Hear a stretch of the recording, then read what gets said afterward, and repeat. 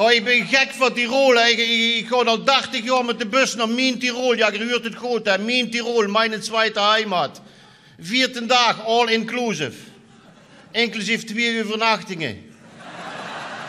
En voordat ik de berg in ga, laat ik me medisch checken in de privaatkliniek van professor Dr. Uli Heunes. Dan kan ik hem zwart betalen.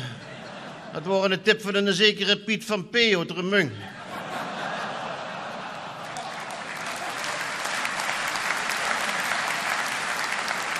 Zegt Uli Hubert, zette de check had uitgewezen, ze moesten een nieuwe heupen. Ik zeg, een nieuwe heup, ik heb nog geen geld voor een nieuwe winterbank. Ik zeg, Uli, wie erg is het eigenlijk met die heup van mij? Je zet de code rood. Ik zeg, code rood. Ja, zette, wenn ze een hond was geweest, zou ik rustig laten inslopen. En na een dag of 3 komen we dan aan op mijn vakantieadres, Sankt Johan in Tirol. Al 80 jaar op dezelfde bouwenhoofd. Gasthoofd zo al te zo. Immer vrij. Ja, de zet is er van afgevallen. Bij Jozef en Hannelore geboren immer zwanger.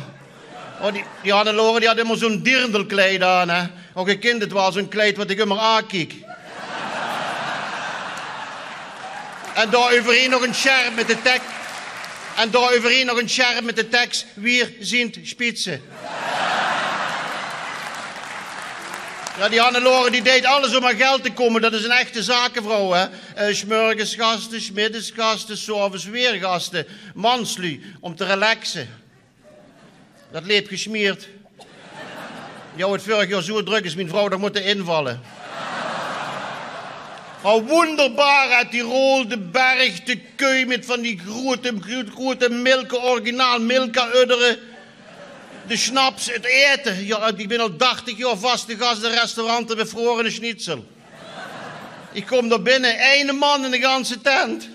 En dan nog een van over de peul. Zo'n wereldmeester. Ik zeg, Herr Wirt, wat is het hier rustig?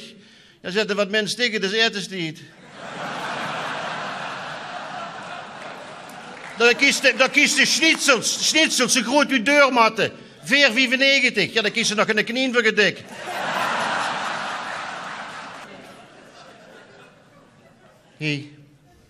Hij met een trouwe wanderkameraad. Al 80 jaar. 1972. Sankt Johan in Tirol. 1973. Sankt Johan in Tirol. 1974. Sankt Johan in Tirol. 1975. Ben ik in Turkije geweest. Hebben ze me het pleitje opgeschikt.